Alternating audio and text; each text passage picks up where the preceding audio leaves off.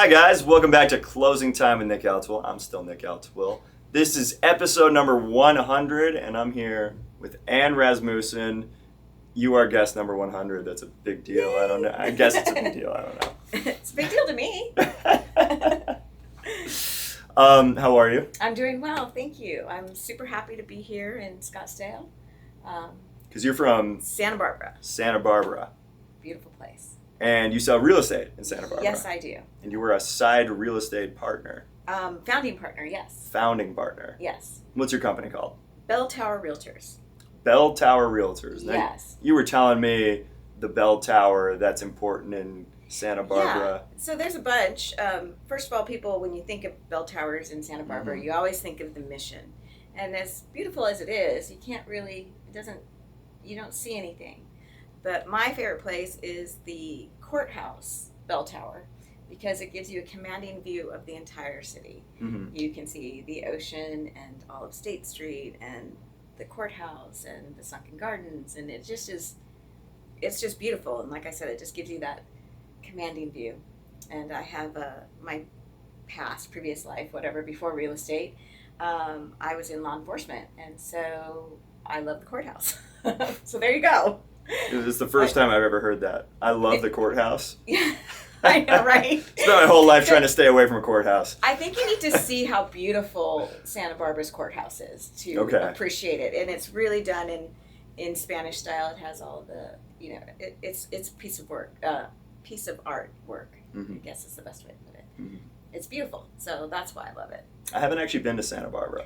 All over San Diego, LA, Orange County. Okay, you need to come to San Francisco, Santa Cruz. I just skipped that. Now, everywhere else on the coast except that. That is to me, I've been in Santa Barbara now for 32 years, Mm-hmm. and I can't believe I've been there that long. I've been there longer than I haven't, so it's truly home. But when I moved to Santa Barbara, I moved there from Orange County, and it was a sleepy beach town still. Mm-hmm. And it still pretty much is. It's still, even though it's built up and all the famous people live there now, it's still so low key in so many ways that it's just a pleasant place to be there. And the weather is perfect. It's never too hot. It's never too cold. It's just, in my opinion, heaven on earth. It's like the French Riviera. So there you go. That's my Santa Barbara pitch. So. Well, I live in the desert, so we don't have all that. Well, it's beautiful here though, and you have fun real estate. I do take it for granted. You know, when I was growing up, I thought Arizona was where Californians go to die. So that was kind of like it. It's like Scottsdale. When you're done living in California, you move to Scottsdale. But no, I took it for granted because it's actually pretty solid here. Yeah, I think I thought about moving to this area. Oh, I don't know, back in the early 90s. And Mm-hmm. then the opportunity to move to Santa Barbara presented itself, and I'm like, yeah, okay. I'll be going there, thank you.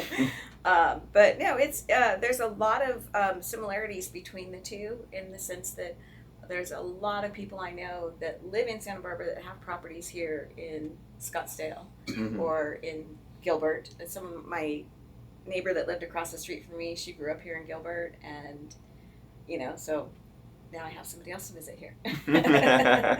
But yeah, it's amazing at how so many places cross over. Mm-hmm. Like I said, that there's families I know that still have homes in Santa Barbara, and they have a home here.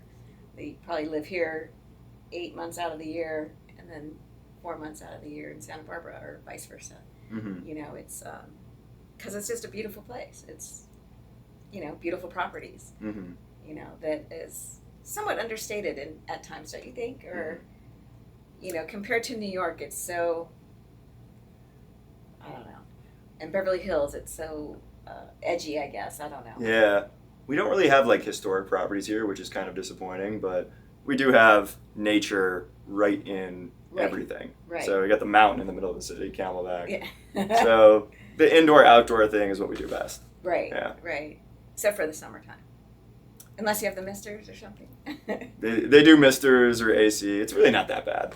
You just don't go outside. I will say that, my sister used to live in Florida, and it's way better than Florida. Yeah, way better. I mean, just that place, it's just gross there. It's just so, like, people always laugh at, it's 106 degrees. Yeah, but it's a dry heat.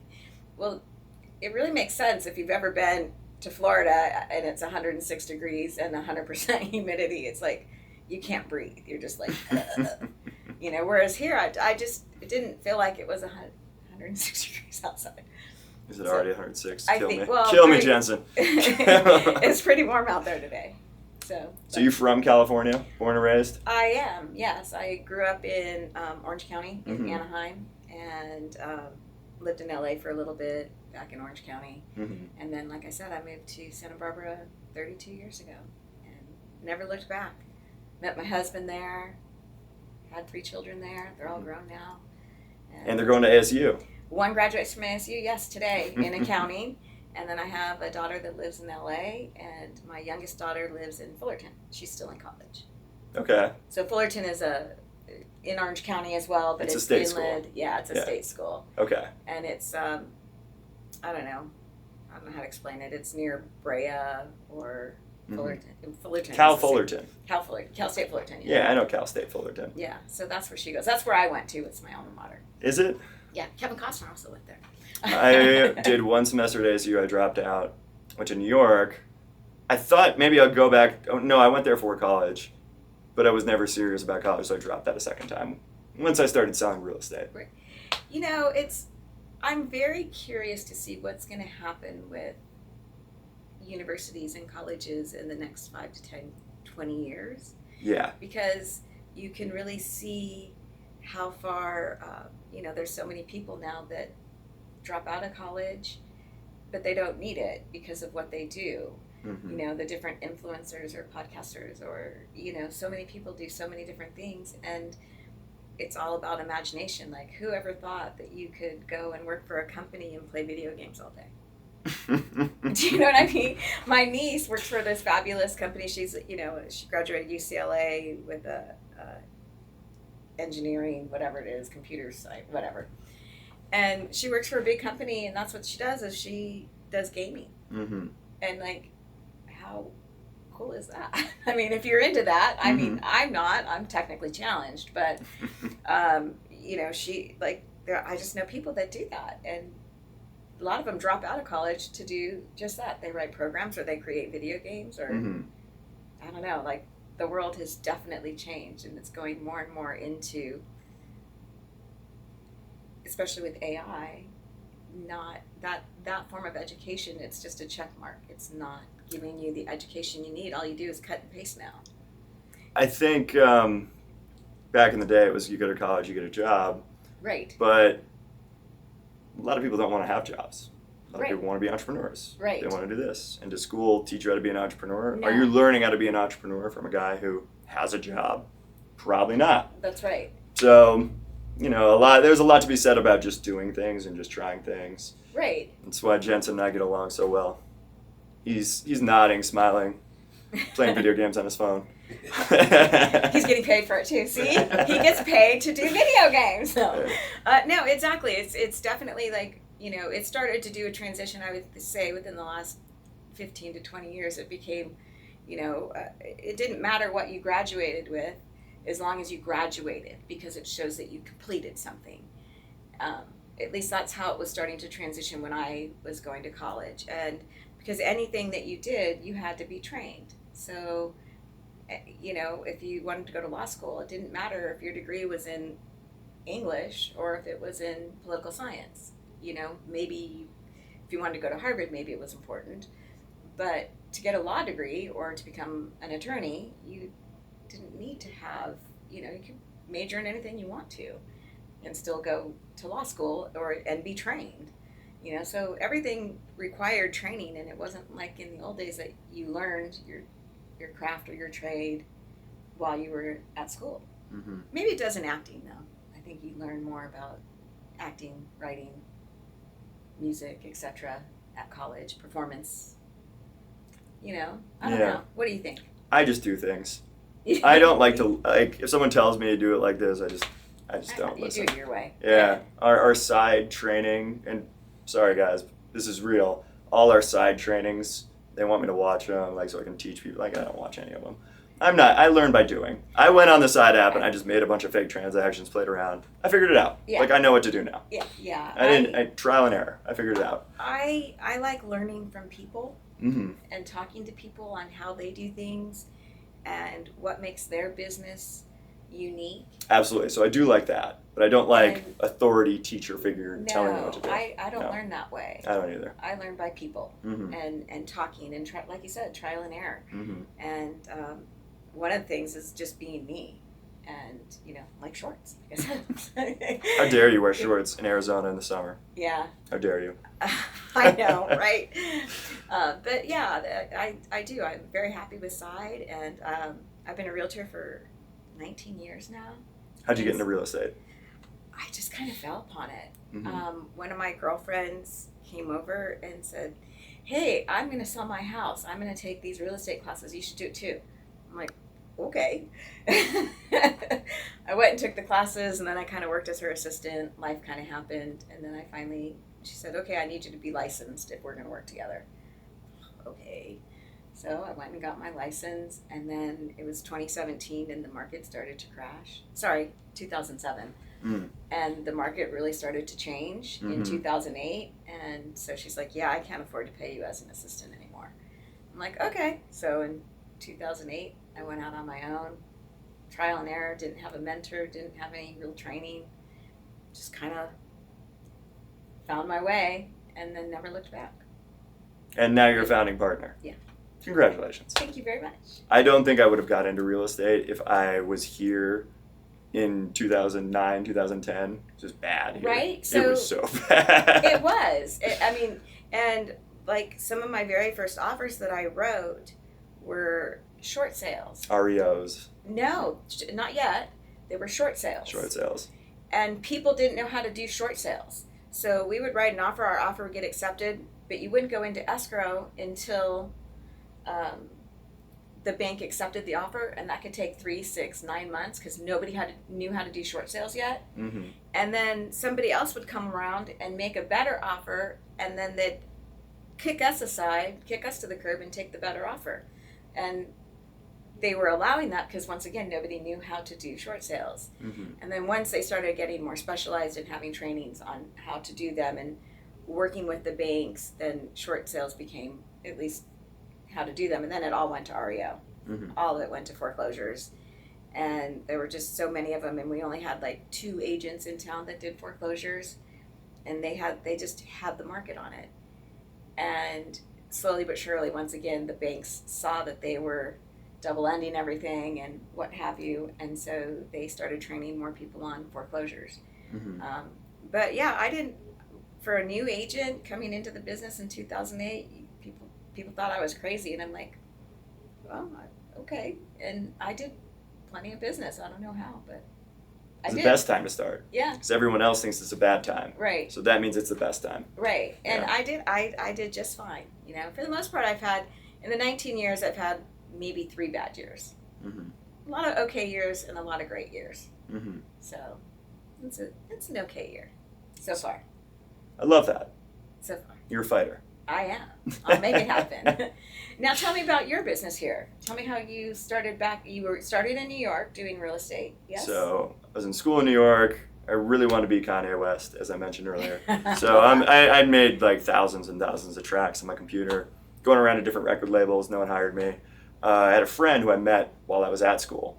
So school was useful because I met the guy Context. Yeah, got it. who introduced me to his friend. His family owned a bunch of properties in New York. I said, this could be good for me. So they said, get your license to be a broker. Broker, that's what he said. Yeah, broker. Yeah, because they don't say realtor in New York. 'Cause No. No one in New York City is actually a realtor. Right. They don't do the realtor board. No, they're So they say Brokers. broker.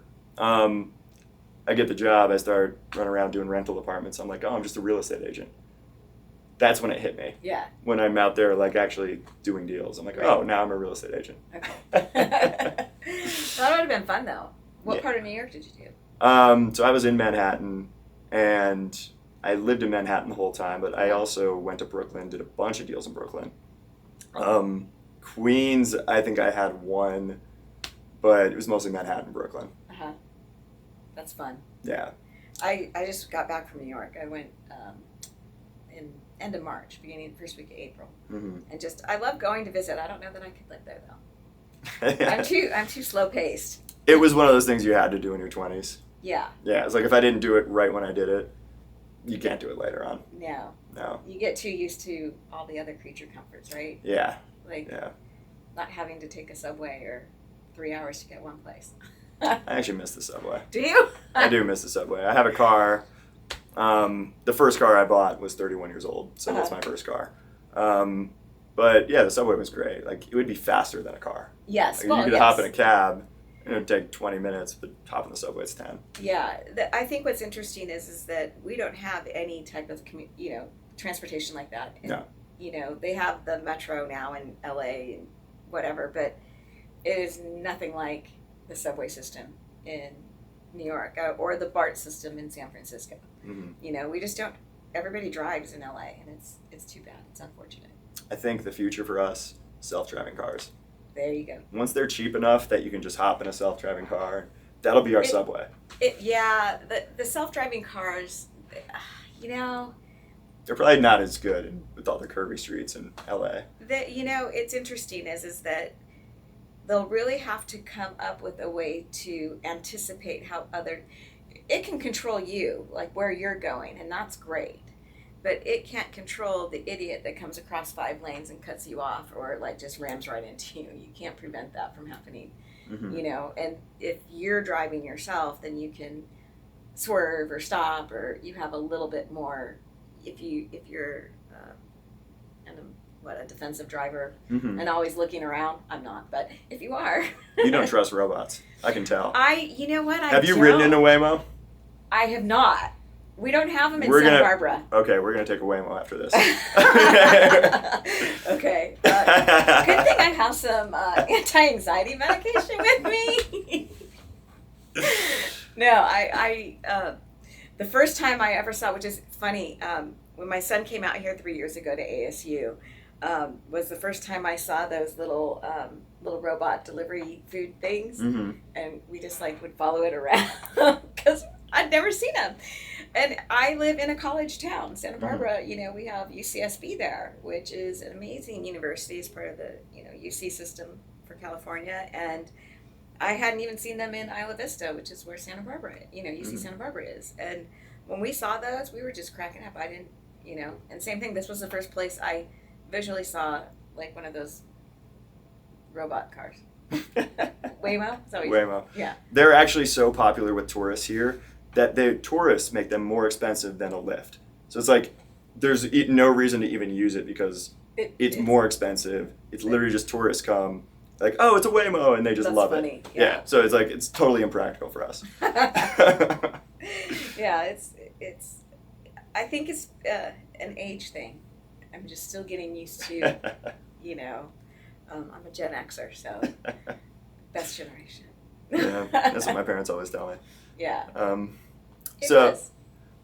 How big is your team, the El-Tawil Realtors? It's not very big. I recently just took on an associate, and I have an assistant that does some of my marketing stuff for me and makes all my flyers, brochures, etc. Does my emails for me. But that's it. I only have one associate. I have 2 others. So you're like me. I'm a solo shop right now. My agent just left last week. I prefer it that way. I don't want to be a boss. And I want somebody that's already established because I don't want to train people. Exactly. I'll help. I don't mind helping people and giving ideas and what have you.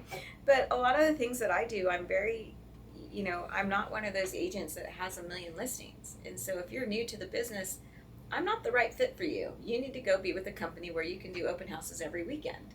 And I don't have that. I have bigger listings that you don't do open houses. Yeah. And you don't have enough leads to pass them out. Yeah, and I just, I don't pay for them. I've never paid for them. I never advertise myself. I will advertise properties, but I won't put an ad in any magazine or paper just saying, oh, look at me, I sell real estate. Or I'm about to pay for one of those, so that's I feel attacked right now. No, don't. what works for me, you know, like I probably would have maybe more business if I had been doing that for 19 years, but I'm very selective on who I represent. All my business has always been by referral only, and that works for me. But I'm not like this huge, you know, I want 1,000 listings, or I just, Mm-hmm. I don't know, I'm slowing down now, I think is what it is. If I would have been, I wish I would have met Side Mm-hmm. 10 years ago, 15 years ago when I first started real estate. It's only 10 years old. See, no, no, it's great though, because it really has given me, like, I would have had a different level of energy and a different level of what I wanted to accomplish, and in a different stage of my life of meeting people, making contacts, and everything like that. That you've got the whole world ahead of you still. I mean, yeah, I'll still do business, but you know, eventually your leads, you know, which I'm okay with drying up or whatever. But you know, I didn't have the information that's available today, and the companies like Side that are so supportive. You know, everything. I was with Cole Banker before, and everything was competition, and everything was such a cat fight. Or I worked in an office once where you couldn't print out like a showing sheet because someone would see the address and go call that client. Yes, exactly, and just it was just not a nice environment at all, and I never felt supported. I never felt encouraged or taught how to do a business or how to grow a business. And all I've ever learned from Side is people being supportive and sharing ideas, and you know, people wanting to meet people like you want, like I got to meet you, and so friendly. So That's right. Thank you. No, I'm very happy. So happy that I got to meet you at our conference. It was fun. And likewise. Yeah. It's not every day I meet someone who has kids. Well, I mean, it's more often than you think. But your son's going to ASU. Not anymore. No, not anymore. He graduates today. Yes. Yeah. So, but he did. My oldest daughter is. I'm gonna age myself now. She's 28. Mm-hmm. So, and she like I said, lives in LA and does her thing. And the youngest is just turned 21. That's why we were in New York. Everyone has to go to New York for their 21st birthday. Okay. Where'd you guys go? We just stayed in Manhattan. My brother, I went with my brother and my sister. My brother is a high school band director, and he and his band were playing at Carnegie Hall. So we went to see him play there. That's we just huge. It's massive. Yeah.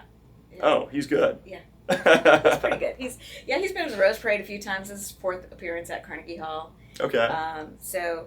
And he's getting ready to retire. But we just had fun. We just went. We knew what we wanted to do. We saw Heathers, which was a great musical. My sister and my son and daughter went and saw Gatsby. I just didn't think that should be a musical, so I didn't go. And just walked around, went to the shoe bar at Nordstrom's, and went everywhere. Just walked everywhere. That's what I like to do, is people watch. And we did take the subway, but Did you go to the Highline Park at all? That was my favorite part of town. No, I did that the last time I was there, which was in 2020. Okay. And which was you might have seen me there. I was still there. We were there. I always make the joke that my son and I broke New York, because we were there. You were there like March 12th. Yes. I went home. I was there. We were there on. I went and saw Who's Afraid of Virginia Woolf on Broadway on March 11th, and that was the last performances of New York, because everything shut down on March 12th for the most part. And then the next day was Friday the 13th. So I was home at like 10 p.m. California time on the 12th, and then never went everything shut down. But so the point to the story is my son and I were out shopping on Fifth Avenue, and it was a ghost town. And I was like, I remember that. What the heck? Where are all the people? Last time I couldn't even walk. I'd been there the year before and could hardly walk on the street, and it was crazy. It just was such a different time. I'm so happy that we're knock on wood out of that phase and never get into another one like it. I think I lasted a month through the nothingness. Then finally, I was like, I took a flight, came back, stayed in my parents' basement for a couple months. I've got the idea in my head. Should I, get my real estate license in Arizona, move back here? I did. I said, no, I'm not gonna let this beat me. I'm gonna go back. Still in my apartment. Gonna go back. That was a mistake. That was the worst year of my life. After I went back. Yeah, I can imagine. It just was such a different vibe in New York from what it was. Like, it seemed like... Still not back. When I was there in 2019 and 2020, I felt so... Maybe it was insecure, like whatever, but false security. But I felt very safe walking around by myself and walking the streets, as long as you were on the streets and not in the backside streets, seedy areas. But I felt very, very safe. And and the streets were clean, and it really was nice in 2019 and 2020.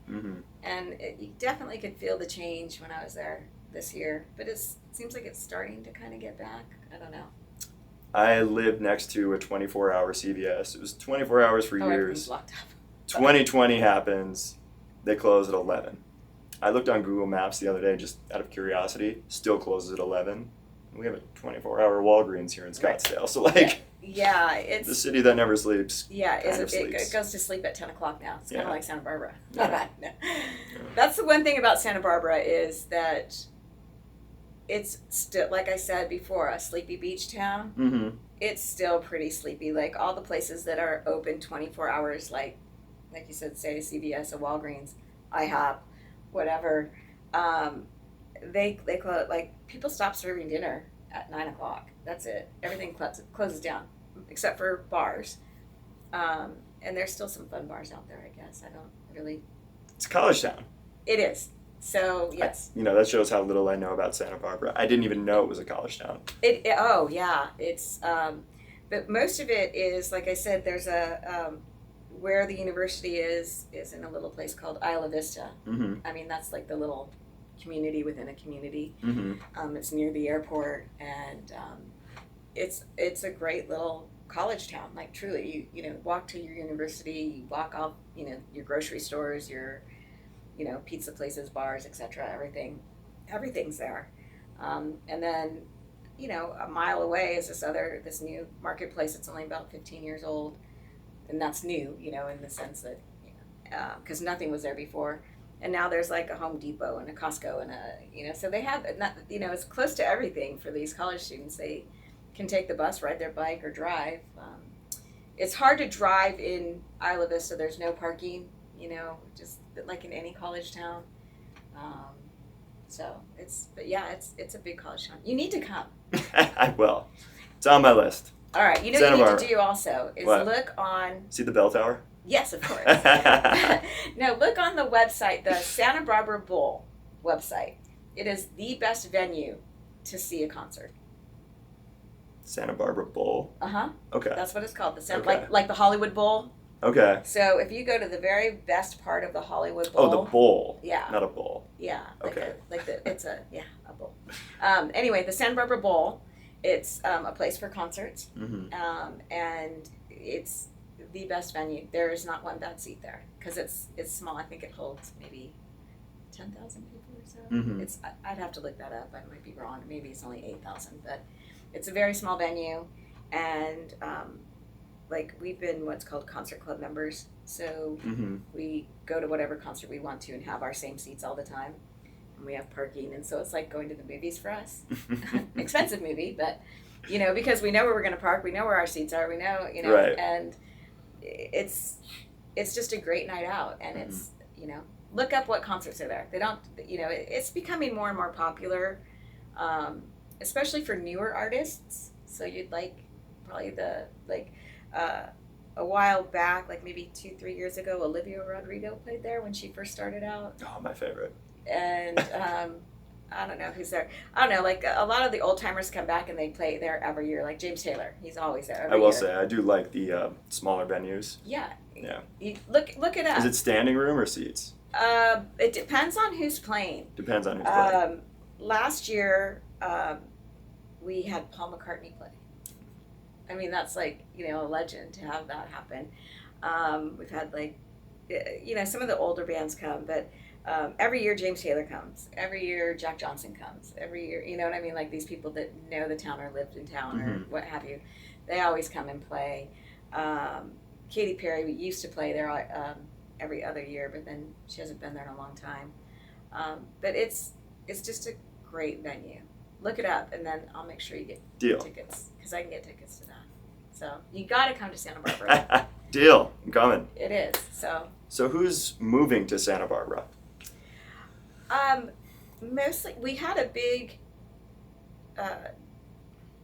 change with COVID.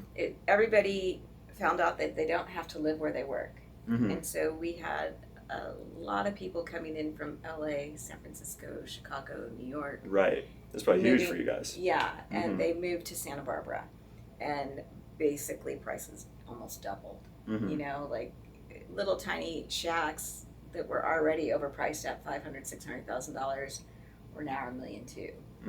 You know, and the homes that were $10 million were now $20 million. You know, I mean, like in just 2 years' time.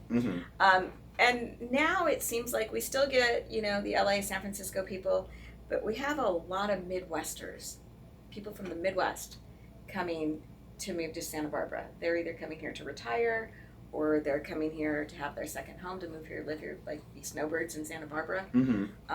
So we're getting a lot of people from the Midwest. Well, you guys are basically poaching all of our buyers, because that's everyone who moves here.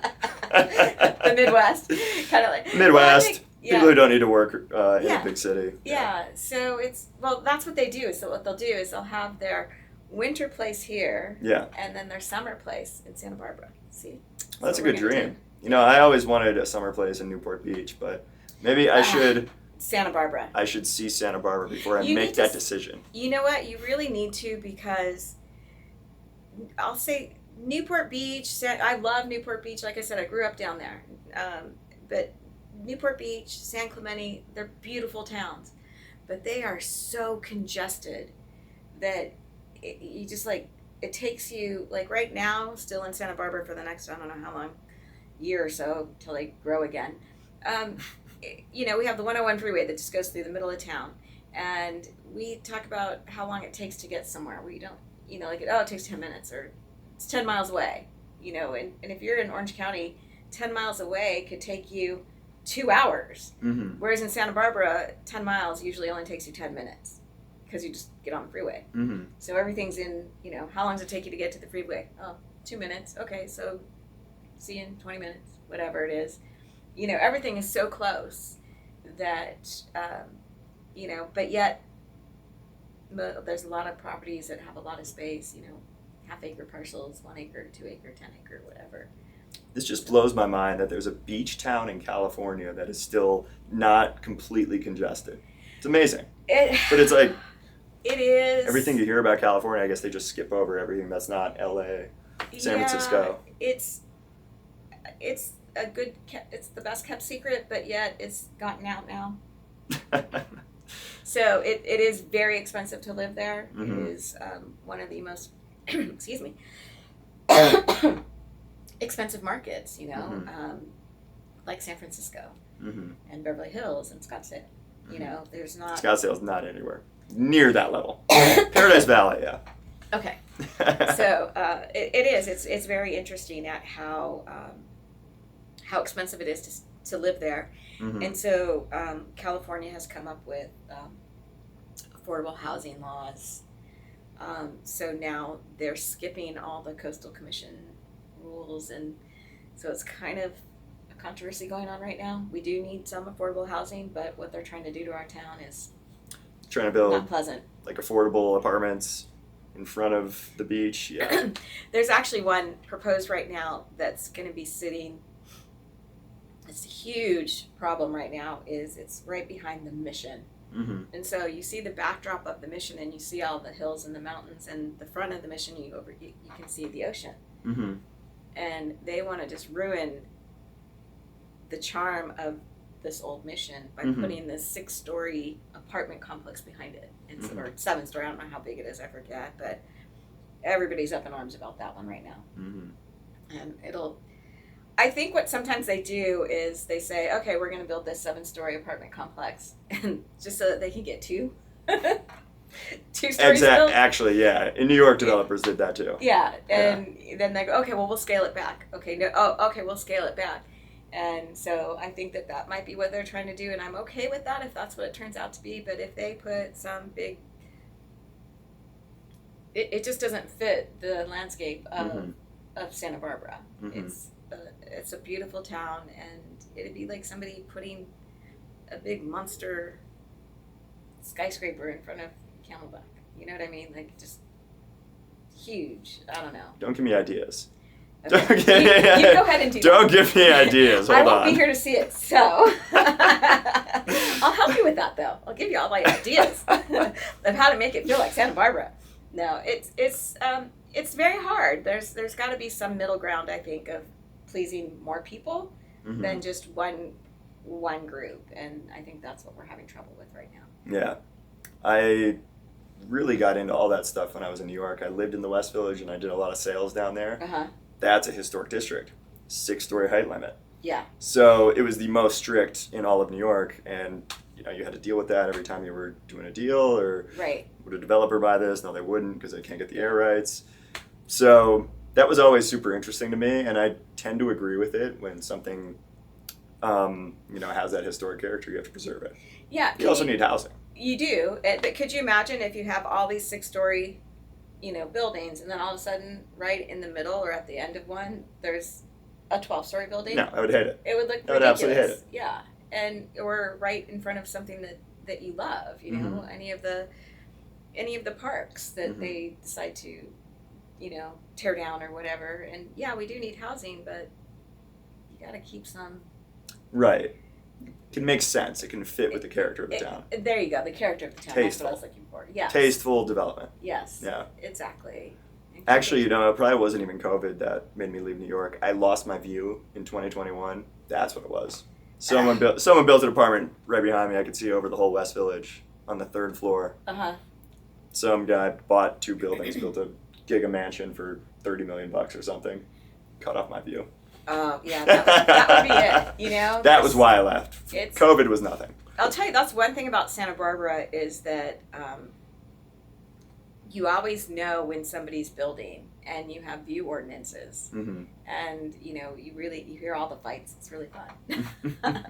Because you can't take away somebody's view. If there's a single-story home and it's been there a single story forever and they sell it, and now they want to build, like you said, this huge monster home, it's going to block your view. You can't get away with that, especially in certain HOAs, like in Hope Ranch or Montecito. Those are the high-end communities in Santa Barbara. There's other ones, but those are the 2 main popular ones. Which one of those 2 do you live in? Neither. Yeah, a total fixer dump in Hope Ranch sells for over $3 million. Like you can't even start, like a starter home. Hope Ranch is over $3 million. Right. And Montecito's somewhat the same. The condos there start at $2 million. And, it's just, I am where I am, and I love it. It lets me. My kids went to a great school, and been there a long time. So. I love that. I'm happy with where I am, and I think that's what you need to do, is just be happy with what you have. Keep wanting to grow and be bigger and better, but be happy with what you have. Why'd your son choose ASU?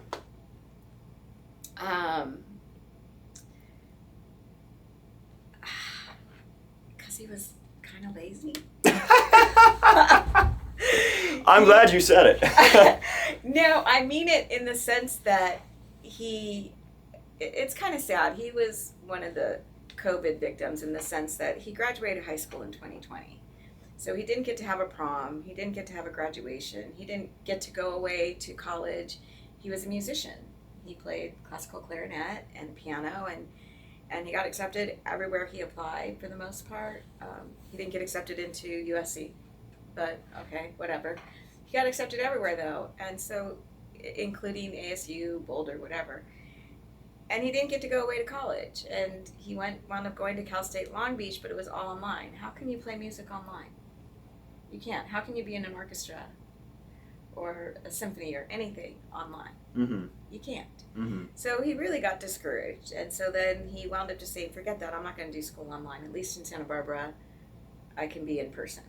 And so he went to City College for a year or so, kind of just floundered. And then he just said, yeah, I'm done. I'm going to be a business major.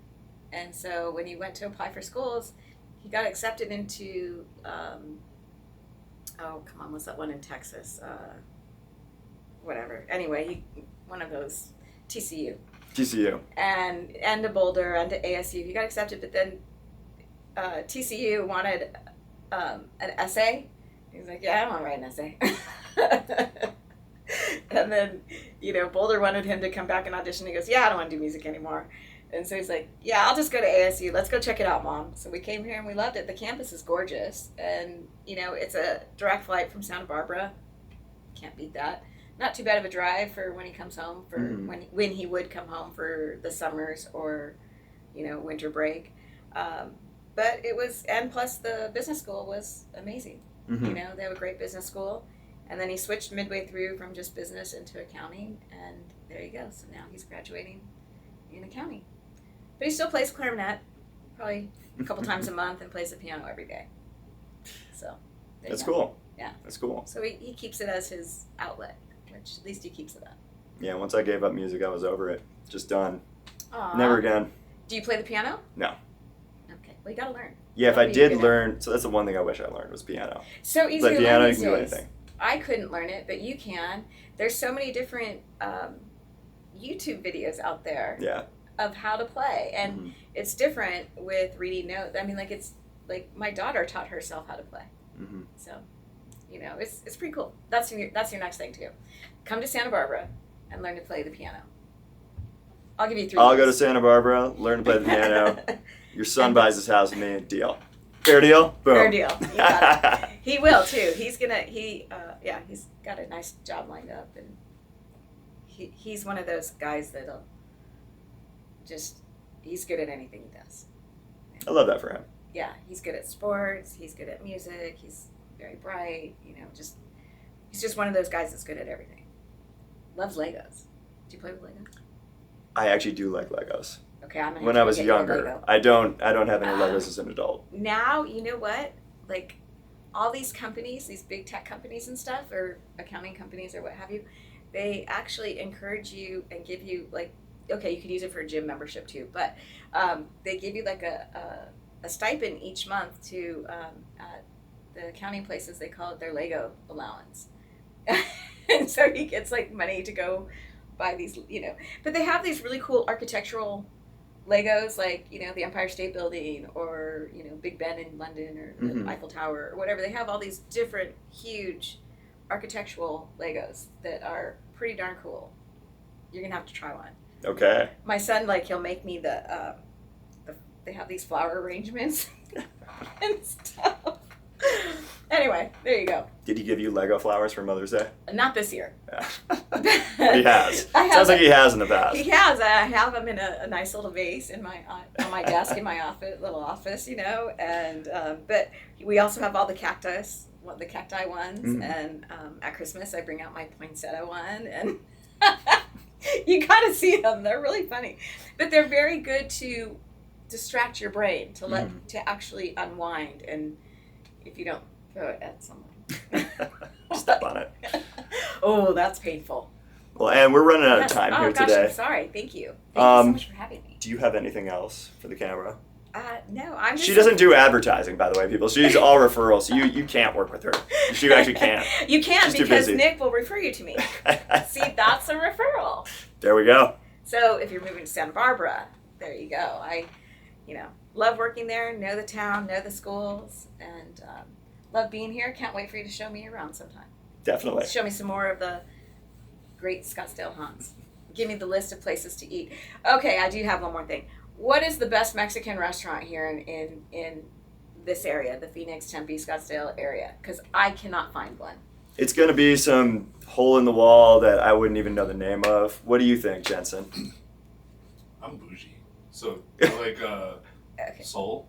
Was it Soul de Taco something? Is that Scottsdale Quarter? You know what I'm talking about? I like the dive Mexican restaurants because they're the best. They're like a little bit. I don't want that Tex-Mex stuff either. No, Tex-Mex is awful. No. No. I want we were both surprised. We just don't know where to look. I guess that there was no good Mexican food here. There's a couple places that are like, drive through. They look like dirt, but they're amazing. That's what I like. De la Libre Dos. Okay. It's like I love food. I have to explain. It's like quesadillas, but yeah. It's hard to explain. That's my thing. Yeah. Growing up in Anaheim, that's what I was raised on it, so there you go. That's why I like the dive Mexican restaurants. You'll have to give me a list. Deal. Or at least directions. Deal. All right. And Rasmussen, everybody. Bell Tower Realtors. Thanks See you for guys. watching.